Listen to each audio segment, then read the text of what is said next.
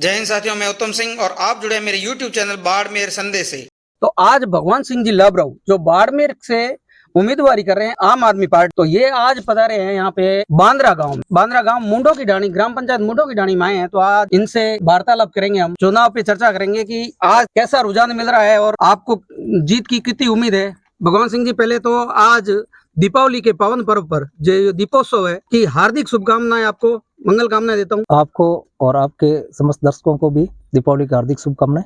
बहुत बहुत धन्यवाद। अच्छा, अब मैं बात करूं तो आज काफी दिन हो गए हैं, आपने नामांकन भरा, उसके बाद में रैली भी हुई, फिर आप जनसंपर्क डोर टू डोर कर रहे हो, हर एक आम आदमी से मिल भी रहे हो, उनकी समस्याओं से रूबरू भी हो रहे हो, उनकी समस्याएं आप उनसे जानकारी भी ले रहे हो। तो आपको बाड़मेर में काफी दिनों से जो आप ये दौरे कर रहे हो, उससे क्या लगता है, मतलब विकास बाड़मेर में हुआ है कि नहीं हुआ है? देखिए, बाड़मेर का विकास है वो आप देख रही है।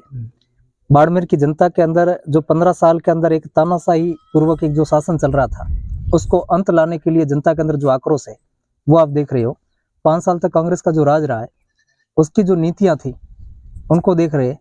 जैसे उन्होंने कुछ वादे किए थे कि हम 100 यूनिट बिजली फ्री कर रहे हैं, तो उन्होंने बिजली तो फ्री कर दिया, लेकिन सिटी के अंदर जितने लोगों के जो 2000 रुपए बिजली का बिल आता था, हम जब फील्ड में जाते हैं तो लोग हमारे सामने 3500 4000 रुपए के बिल सामने थमाते हैं कि क्या ऐसी सरकारों के अंदर घोषणाएं करते हैं, वो वादा पूरा नहीं कर पाते।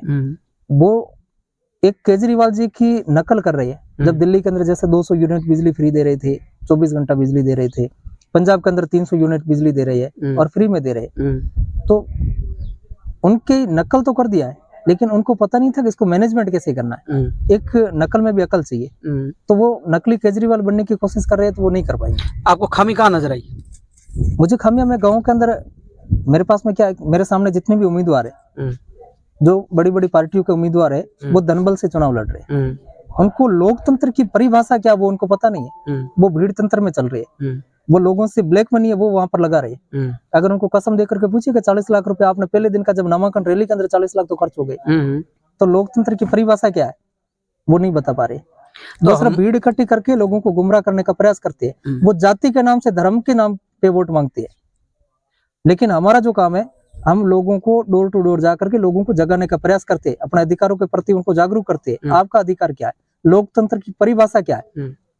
मेरे सामने अगर मैं भी यही कहता हूँ, अभी भी 9 उम्मीदवार मैदान में पार्टियों के साथ में और निर्दलीय के तौर पर, मैं उनको एक ही कहता हूँ कि आप दिल पे हाथ रख के, अपने बच्चों के सर के ऊपर हाथ रखकर कसम खा करके देखिए, क्या आपकी 9 में से योग्य उम्मीदवार कौन है और उनमें से आपको वोट देने से आपकी आवाज कौन बन सकता है। मैं उनसे अपील करता हूँ, मैं योग्य हूं ना हूं, ये आपको तय करना है कि आपकी आवाज आगे कौन रख सकता है। तो अभी आप दौरे कर रहे हो, तो आपको समस्या ज्यादा कहाँ नजर आई, ग्रामीणों में क्षेत्र में आई या फिर शहरी क्षेत्र में? देखो, ग्रामीण क्षेत्र में मैंने गया तो वहां पर मैंने देखा लोगों को पानी की समस्या।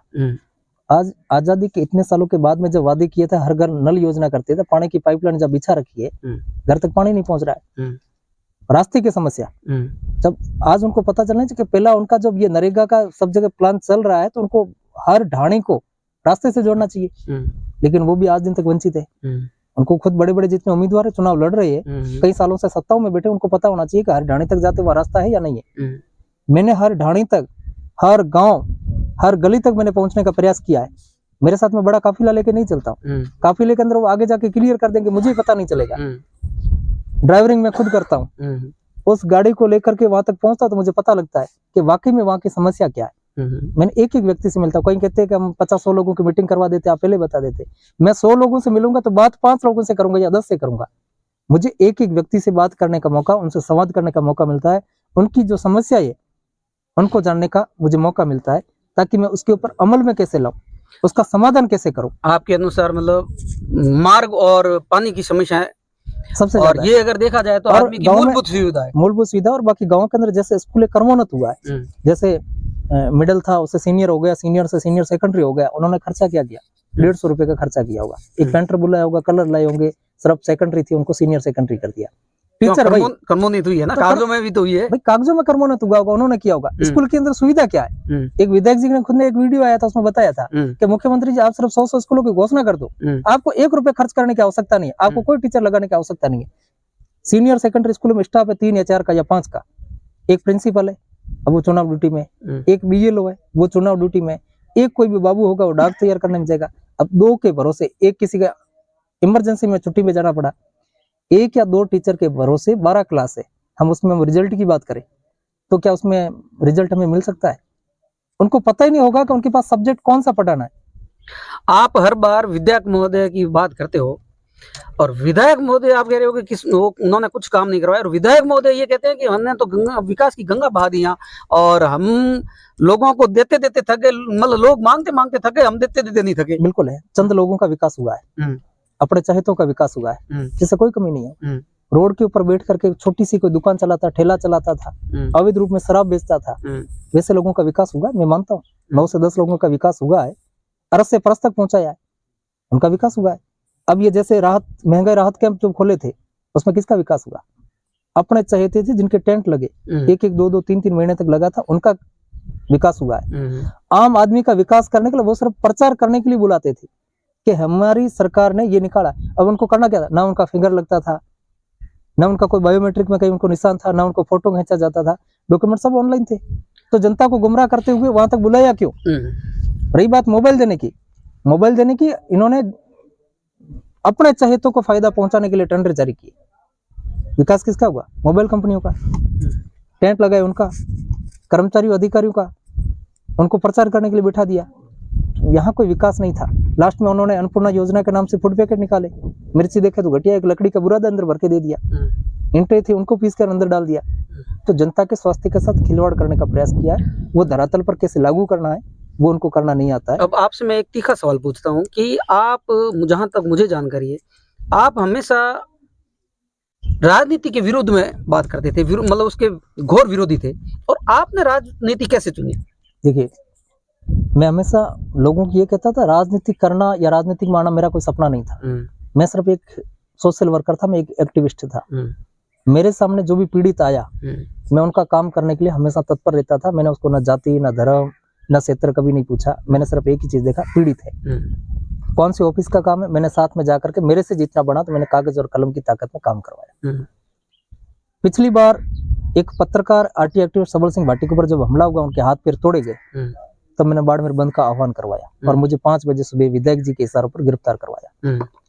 दूसरी बार जब राहुल गांधी की भारत जोड़ो यात्रा निकल रही थी, तो मैंने उस टाइम से व्हील चेयर यात्रा के साथ में मैं वहां पर निकाल करके एक अनोखे तरीके से मैं विरोध प्रदर्शन करने की तैयारी में था।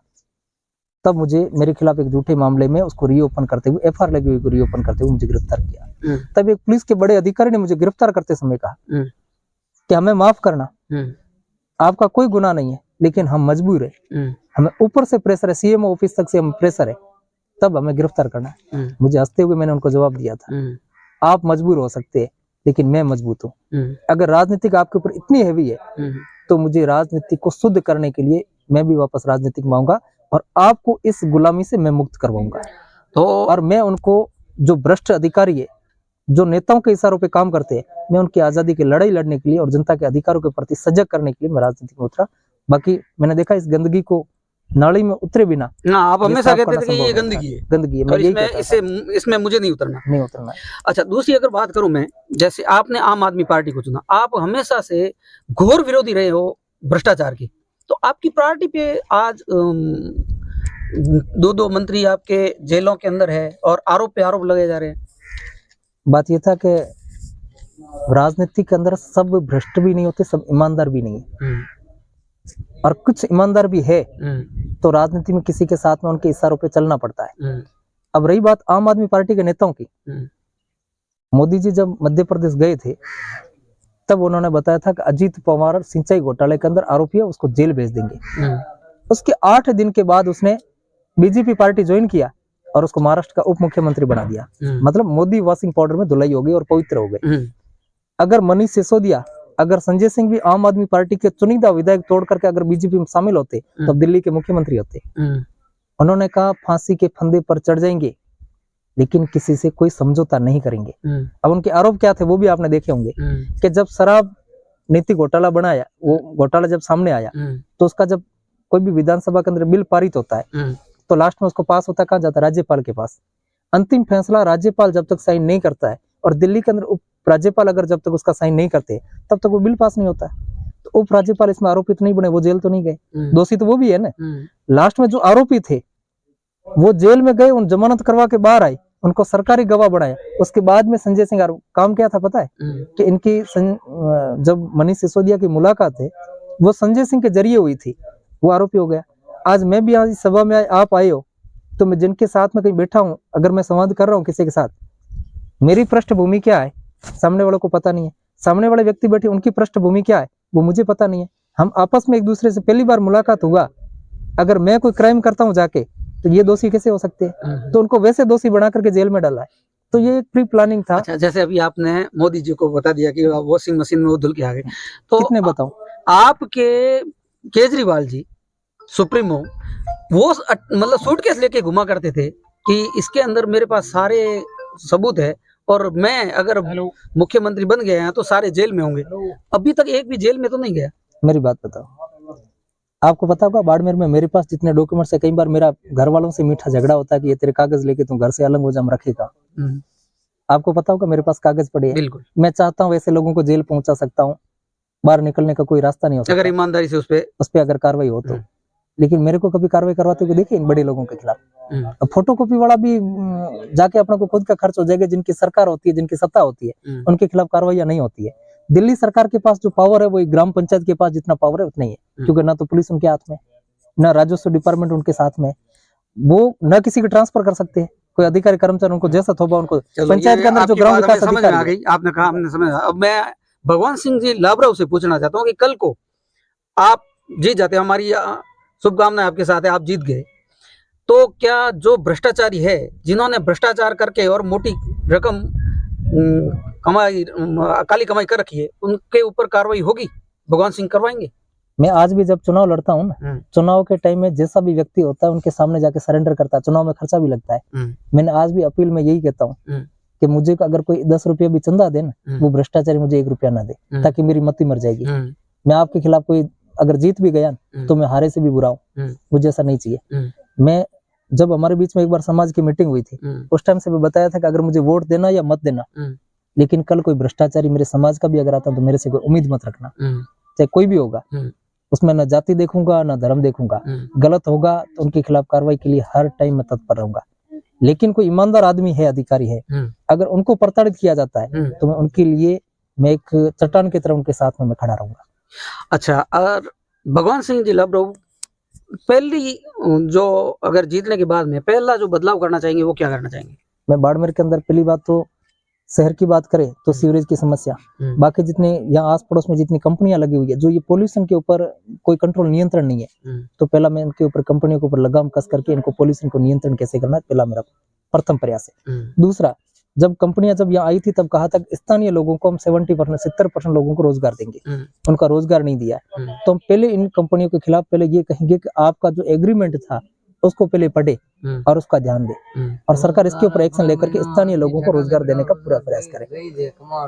दूसरा, उसमें किसी भी प्रकार से यहाँ जो सड़क की समस्या है, पानी की समस्या है, इनका पहले निस्तारण तुरंत करवाना चाहिए, क्योंकि मूलभूत सुविधा में आता है। बिल्कुल, शिक्षा, सड़क, पानी, बिजली, ये मूलभूत सुविधा है। आज भी मैं कई घरों में गया जिनके मीटर नहीं है, उनको कहते हैं कि हम आगे फाइल करते, लेकिन हमारे पास में नहीं। रसीद मुझे 200 रुपए कटाए हुए 4-4 सालों की पड़ी है, कहीं हमने डेटा इकट्ठा किया होगा। मैं उनको एक ही कहता हूँ कि रिजल्ट की आप चिंता ना करें, आप मेरे साथ है, चुनाव खत्म होने दो, आप ये कागज लेके मेरे पास आना, मैं आपसे 1 रुपया खर्च नहीं होने दूंगा।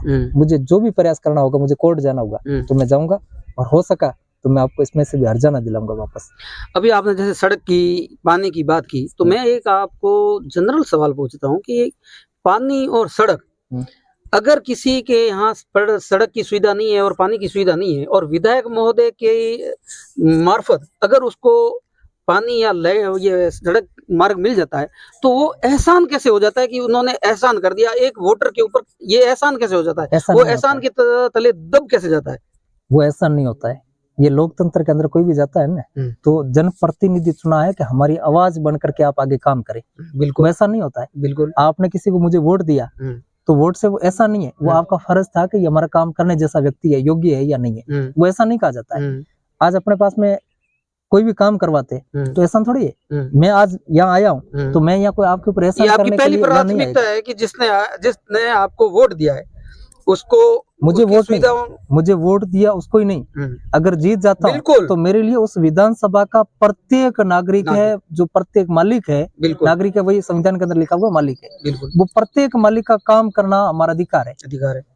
ये तो प्रायोरिटी है इसमें हमारा। एहसान कहाँ सिर्फ से आ हमने जाता ये है? नहीं कहते कि इसमें सब एहसान करने की बात आती है, ये जो एहसान वाली बात करते होगा तो मैं कहता हूँ कि वो राजनेता नहीं हो सकता है, और उनको इस लोकतंत्र की परिभाषा का पता नहीं होगा।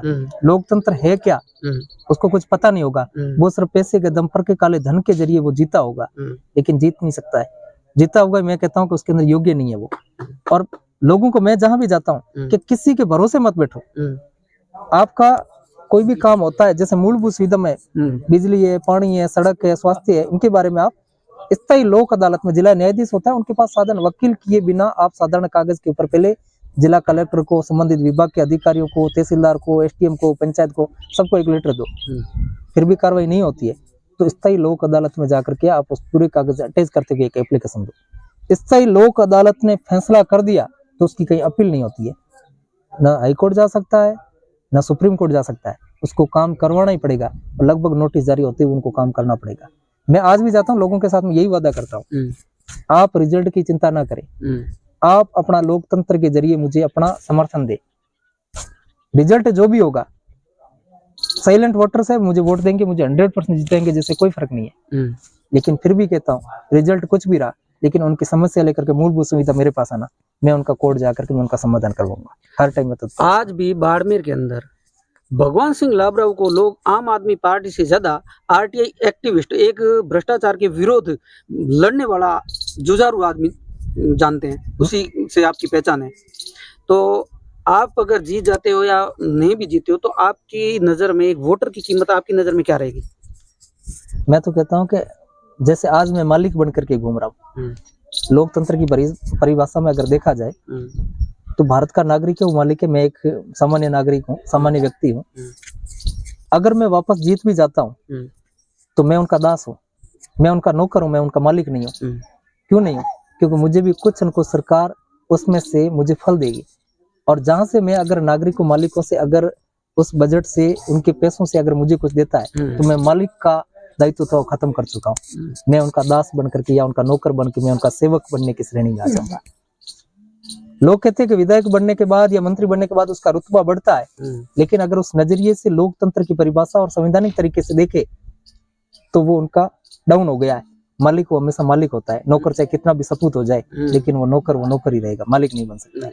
अब आपके बाड़मेर के अंदर आपके सामने दो धुरंधर पार्टियां हैं, जो एक बार बीजेपी और एक बार कांग्रेस, यहाँ इतिहास रहा है राजस्थान का, एक बार मतलब बदलाव होता रहता है, तो आप अपने को कहाँ पाते हो यहाँ पे? देखिए, पार्टियां सभी अपनी जगह से प्रयास करते होंगे, लेकिन उनका क्या था, वो जाति के नाम से वोट मांगते, वो धर्म के नाम से वोट मांगते होंगे, वो धनबल के नाम से वोट मांगते होंगे, वो एहसान के नाम से वोट मांगते होंगे। मैं किसी के ऊपर मैंने ऐसा नहीं किया है, मेरे पास में मैं किसी धर्म या जाति के नाम से मैं वोट नहीं मांगता हूँ। मैं कार्य प्रणाली को, मैं लोकतंत्र की परिभाषा के, मैं संवैधानिक आधार पे जो भी जरिया होता है उसके जरिए मैं वोट मांगूंगा, और काम करने का जो तरीका भी होगा वो संवैधानिक तरीके से होगा। और काम करने का कोई अगर कहेगा, गांव के अंदर एक व्यक्ति ने कह दिया काम करवाना मैं, तो मैं चाहता हूँ ऐसा काम मैं नहीं कर पाऊंगा। मैं कहूँगा प्रत्येक गाँव के अंदर कमेटियां होनी चाहिए, और वो कमेटियां तय करें कि हमें इस गांव के अंदर ये प्रस्ताव लेके हम सर्वसम्मति से दिया है कि ये हमारे गांव में सार्वजनिक काम है, ये करवाना होगा, उनसे पूछ के काम करवाए। मुझे क्या पता, गांव के अंदर मेरा तो एक ही कोई कार्यकर्ता था, उसने मुझे बता दिया, मैंने गलत काम कर दिया, मैं लोगों की भावनाओं के साथ खिलवाड़ कर रहा हूँ, मैं उन भावनाओं के साथ में खेल नहीं सकता हूँ। मैं उनसे पूछ करके और मैं काम करवाने का प्रयास करूँगा। तो ये थे भगवान सिंह जी, और इन्होंने बताया कि मैं हर एक आम आदमी की तरफ से अगर चुना जाता हूं तो मैं उनका सेवक बन के, उनका दास बन के काम करूंगा, और जहां तक संभव हो सके मैं हर उस आदमी का काम करूंगा जो वंचित, पीड़ित, शोषित है। धन्यवाद। बहुत बहुत धन्यवाद।